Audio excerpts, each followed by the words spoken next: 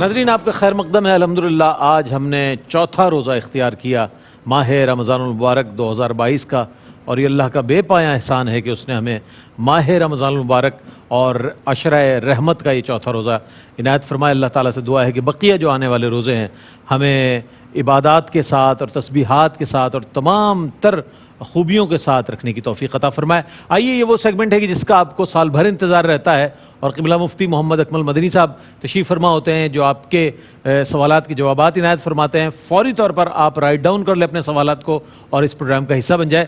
مفتی صاحب میں چاہتا ہوں جو سوالات رہ گئے تھے یا آن لائن آپ کے پاس ہیں، پہلے اس کے جوابات عنایت فرما دیں. جی، ایک یہ بات پوچھی تھی کہ حالت روزہ میں ٹوتھ پیسٹ کا استعمال کیسا ہے، کیونکہ ان کی پبلک ڈیلنگ ہے کافی. جی جی دیکھیں، اس میں بہتر تو یہ ہوتا ہے کہ کوئی ایسی مسواک استعمال کی جائے کہ منہ کی اسمیل بھی دور ہو جائے اور سانس کی ناگواری ختم ہو جائے.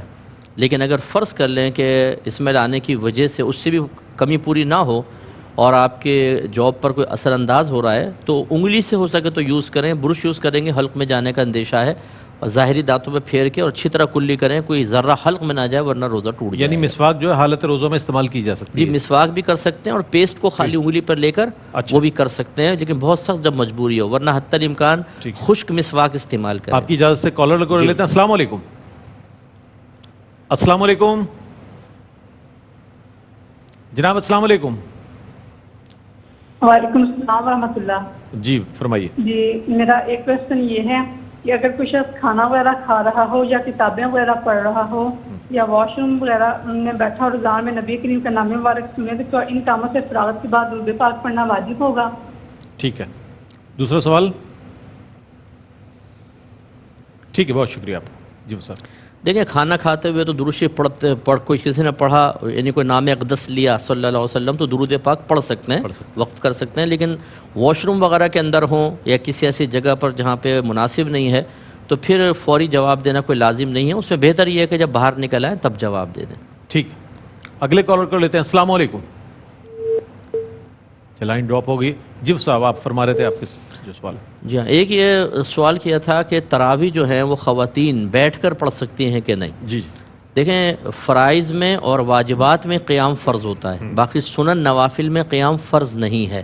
تو اگر کوئی بہن، بہتر تو یہ ہے کہ کھڑے ہو کر پڑھیں، پورا ثواب ملے گا. لیکن اگر وہ تھکی ہوئی ہیں تو بیٹھ کر بھی تراویح پڑھ سکتی ہیں، اس میں ثواب نصف ہوتا ہے لیکن انشاءاللہ ثواب حاصل ہو جائے گا. ٹھیک ہے. اچھا، یہ بھی کہا گیا صاحب کہ اب چونکہ گرمی کا موسم ہے، کراچی میں بہت شدید گرمی ہے، آفس والے آفس بھی جاتے ہیں، بچے اسکول بھی جاتے ہیں، تو ایسے میں بار بار اگر منہ دھویا جائے یا سر پر پانی ڈالا جائے یا یہ ہے کہ نہا لیا جائے، تو کیا اس میں بھی کوئی حالت روزہ پہ کوئی فرق اس سے متاثر ہو؟ دو چیزیں ہوتی ہیں، ایک تو روزے کے ساتھ بیزاریت کا معاملہ ہو اور پھر اس طرح کا عمل کیا جائے، اچھا، تو یہ خلاف سنت اور مکروہ ہوگا. اچھا. لیکن اگر روزے میں تقویت حاصل کرنا مقصود ہے کہ گرمی سے روزہ بہت ہی بھاری ہو رہا ہے، سخت ہو رہا ہے، اور مطلب بعض اوقات شیطان حملہ آور ہو جاتا ہے کہ یار روزہ نہ رکھو تو بہتر ہے، خصوصاً طالب علم جیسے ہوتے ہیں روزے چھوڑ دیتے ہیں، آگے رکھ لیں گے. جی ہاں، تو اگر ایسی صورتحال ہے تو پھر اس طرح کی تدبیر اختیار کرنا تاکہ عبادات کی ادائیگی میں آسانی رہے.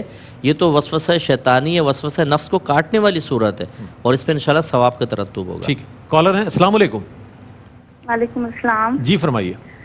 سر، میرا یہ سوال ہے کہ ہمارے رشتہ دار ہیں بینک میں پیسے رکھوا کے وہ منافع وغیرہ استعمال کرتے ہیں، تو کیا ان کے گھر سے کھانا پینا جائز ہے، یا اگر ان کے گھر سے کچھ آ جائے تو وہ استعمال کرنا جائز ہے؟ ٹھیک ہے. کوئی اور سوال ہے آپ کا؟ ایک اور کالر ہے. السلام علیکم.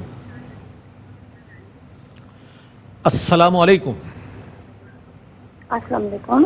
جی فرمائیے. السلام علیکم. وعلیکم السلام. السلام علیکم. جی وعلیکم السلام.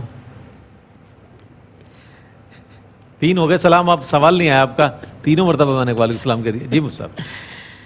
اچھا دیکھیں، اس میں 2 صورتیں ہیں. پہلی بات یہ کہ اسلامک بینک کے اندر رکھا ہے اگر سیونگ اکاؤنٹ میں، تو وہ مضاربہ اکاؤنٹ کہلاتا ہے ان کا، وہ اس کو کاروبار میں لگاتے ہیں، اس پہ جو پروفٹ ہوتا ہے وہ آپ کو دیتے ہیں. اس صورت میں تو وہ بالکل صحیح کر رہی ہیں اور ان سے گھر کے کھانا وغیرہ کھانے میں کوئی حرج نہیں ہے. لیکن اگر دوسرے کسی غیر اسلامی بینک کے اندر رکھا ہوا ہے اور سیونگ اکاؤنٹ کے اندر ہے، یا ویسی سیونگ سرٹیفکیٹس وغیرہ لے لیتے ہیں، پروفٹ اس پہ حاصل کر رہے ہیں، تو یہ بالکل سود ہے. تو ان کے ساتھ تھوڑا سا ایسا رویہ اختیار کرنا کہ انہیں اپنی غلطی کا احساس اور وہ گناہ چھوڑیں، یہ ہم پر واجب ہوتا ہے. تو بہتر ہے کہ کھانا ان کا گھر کا نہ کھائیں اور ان کو احساس دلائیں کہ آپ یہ سلسلہ گناہ ترک کریں، تو پھر انشاءاللہ آپ کے ساتھ معاملات روا رہیں گے. کالر ہیں. السلام علیکم. السلام علیکم.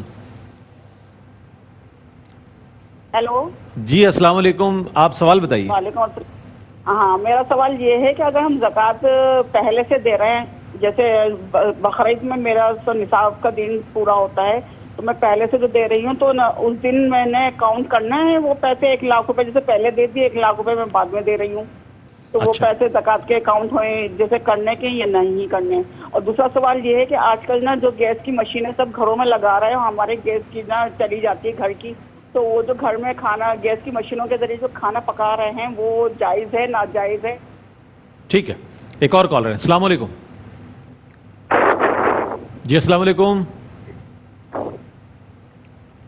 हेलो सर, अस्सलाम जी अस्सलाम वालेकुम। सब जो नमाज नहीं पढ़ते और रोज़ा नहीं रखते उन अस्सलाम वालेकुम सर। जी आप सवाल बताइए। सब जो नमाज नहीं पढ़ते रोज़ा नहीं रखते उनके लिए दिल में नफरत रखना कैसा? अच्छा ठीक है, सवाल पहुंच गया। तो मुझसे सवाल जवाब इनायत फरमाइए। जी, एक तो उन्होंने कहा कि हम मेरा बकरा ईद में साल पूरा होता है ज़कात का, जी, लेकिन जी। मैं उससे पेशतर ही ज़कात निकाल देती हूँ और फिर बाद में भी थोड़ी सी निकालती हूँ, तो क्या हुक्म होगा?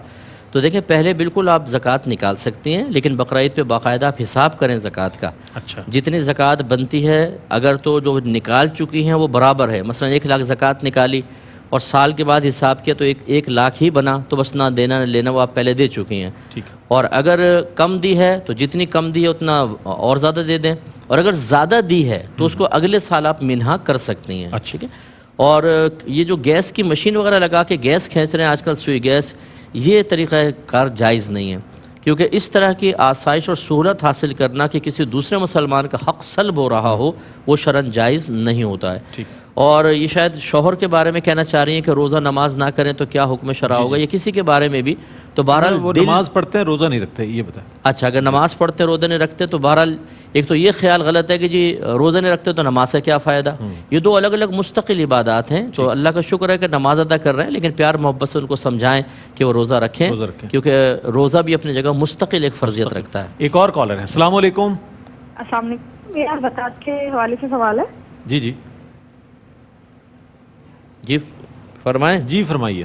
जी, मैं ये पूछना चाह रही थी कि ये सुना है कि ये कहा जाता है कि बीवी जो है वो अपने गोल्ड की, अपनी चीज़ों की अलग से ज़कात देगी, जो है शौहर के पैसों में से नहीं देगी। लेकिन वो बीवी जो ना जॉब करती हो ना कुछ करती हो, शौहर ही उसको खर्चा देता है, तो वो शौहर से ही ज़कात लेगी, वो क्या करे?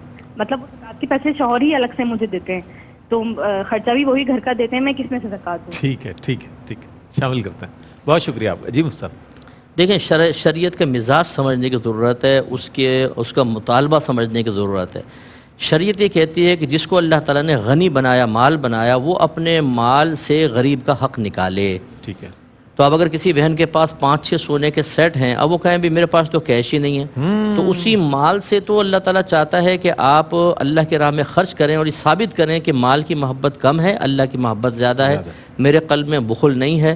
और जो अल्लाह ताला ने किसी का हक़ मुझे दे दिया है बतौर अमानत कि उस तक पहुँचाओ, मैं उसमें बुखल से काम ना लूँ। दिल बड़ा करने की ज़रूरत है। आप अपना सोना बेचें और उसमें से ज़कात निकालें, या सोने की शक्ल में ही ज़कात अदा कर दें। कीमत पहले निकलवा लें उसकी, फिर जितना एक जैसे आप फ़र्ज़ कर लें कि 2 बालियाँ उस कीमत की बन रही हैं, वो आप किसी गरीब को दे सकते हैं। लेकिन बहनों को ख़ुद अपने माल से ही ज़कात निकालनी चाहिए। अगरचे ये मसला है कि शौहर उनकी इजाज़त से ज़कात निकालेगा तो अदा हो जाएगी, लेकिन ये मकासिद शरअ पूरे नहीं होंगे, इसलिए दिल बड़ा रखना चाहिए। ठीक है मुस्तफ़ा, बहुत शुक्रिया आपकी तशरीफ़ आवरी का, और बहुत उम्दा अंदाज़ में आपने मुख्तसर वक्त में काफ़ी सवालात के जवाब इनायत फरमाए। नाज़रीन मोहतरम, आज चौथा रोज़ा था अल्हम्दुलिल्लाह रहमत सहर में। कल आपकी खिदमत में हाजिर होंगे और कल सैयद अदीब रायपुरी, सैयद हुसैन अली अदीब रायपुरी को खराज तहसीन पेश किया जाएगा कल के इज़हार अक़ीदत में। और एक और मौजू होगा, मुकाबला है, हुस्न नात होगा और बहुत कुछ इंशाअल्लाह उसमें गुफ्तगू में हम सवालात शामिल करेंगे। इसके साथ ही अपने मेज़बान मोहम्मद रईस अहमद को इजाज़त दीजिए। अल्लाह हाफ़िज़। मोमिनों के दिल का उजाला शाने रमज़ान है, मोमिनों के दिल का उजाला शाने रमज़ान है, सारे महीनों से है, सारे महीनों से निराला शाने रमज़ान है, मोमिनों के दिल का उजाला शाने रमज़ान है, मोमिनों के दिल का उजाला शाने रमज़ान है, मोमिनों के दिल का उजाला शाने रमज़ान ہے سارے مہینوں سے ہے سارے مہینوں سے نرالا شان رمضان ہے مومنوں کے دل کا اجالا شان رمضان